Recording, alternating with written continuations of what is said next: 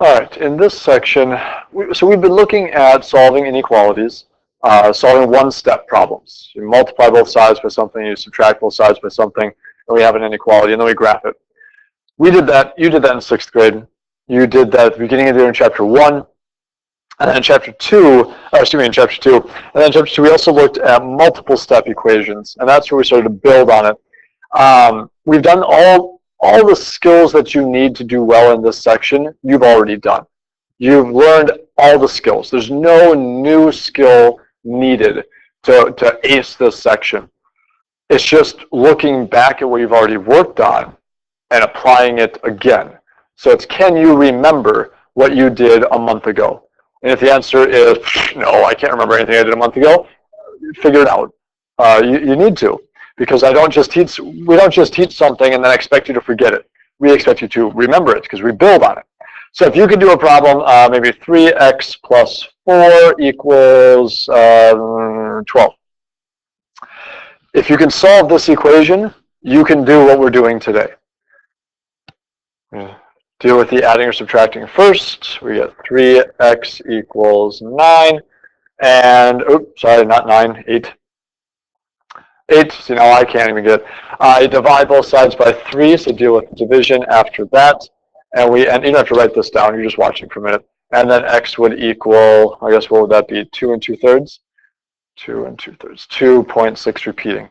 And so, if you can solve a two-step equation, you can do what we're doing today.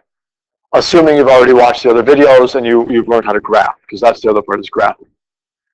What I'd like you to do is I'd like you to solve these two inequalities just like you would if it was an equation, except instead of an equal sign, use the inequality symbol. So instead of an equal sign, use the inequality symbol. Think about everything you've already done, and then graph those two as well. I'm assuming you paused it. If you haven't, pause it, try them. This is either going to be a really fast video, or if you forgot some different things, now's our chance to remember before you have to actually do anything on a post-test or on a regular test. So here's the answer for the first one. If you did not get -6 is greater than or equal to x and graphed it in this way, watch the linked video. And the solution to the second one, y is less than or equal to -7. If you didn't get y is less than or equal to -7, or you didn't graph it correctly, watch the linked video. Try these two on your own. We've done these before. This is nothing new. We've done these problems before. Don't forget that if there's more than one thing in the numerator or more than one thing in the denominator, it's a grouping. So it's like parentheses, and we deal with parentheses last.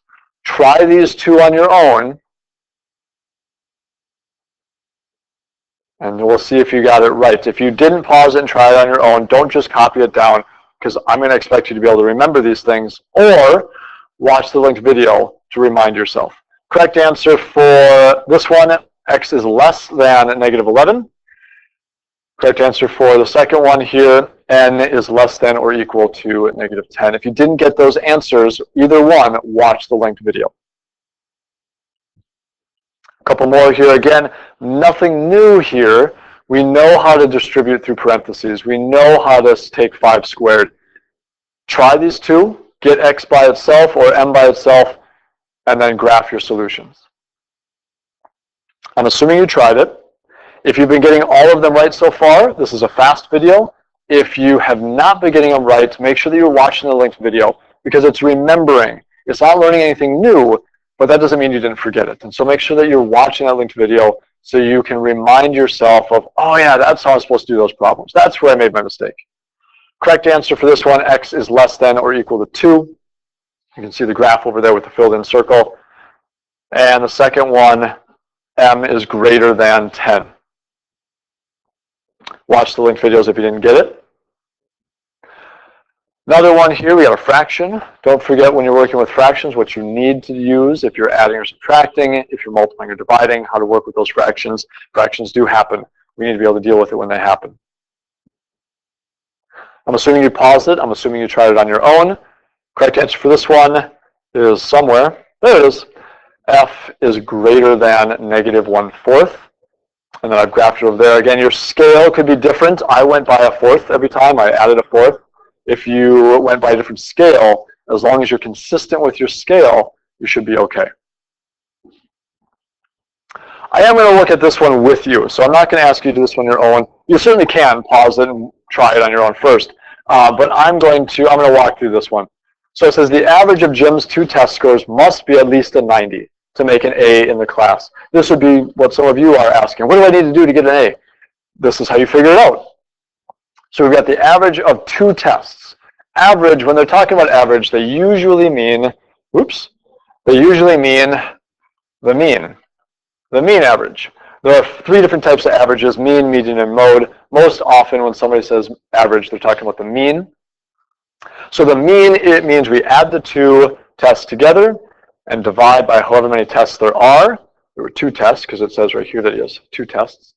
And he needs to have an average of at least 90. So he could have a 90, or he could have 100%, 91%, 97%. He could have more than 90 or equal to 90. So at least 90 to have an A in the class. He got 95 on his first test. We don't know what he got on his second test. We're trying to figure that out, or what he needs to get on his second test. All right, solving for x, just like we've done in the past. So divided by 2, we've got this grouping here on top, so we do with parentheses last. We've got the great divide, divided by 2, so we multiply times 2. 2 divided by 2 is 1, so we have 95 plus x left over, greater than or equal to 90. You'll notice I multiplied times a positive number, so I didn't have to worry about flipping that sign over. Then I subtract 95. 90 times 2 is not 90, sorry. 90 times 2, 180. That would make a lot more sense, wouldn't it? And then we're going to subtract 95 from both sides, and we're going to have that x is greater than or equal to 85. And that's going to give us our 180. And so if he gets the score of 85 or better, a B or better, he will get that 90% or better that he wants. And that's how we do those problems.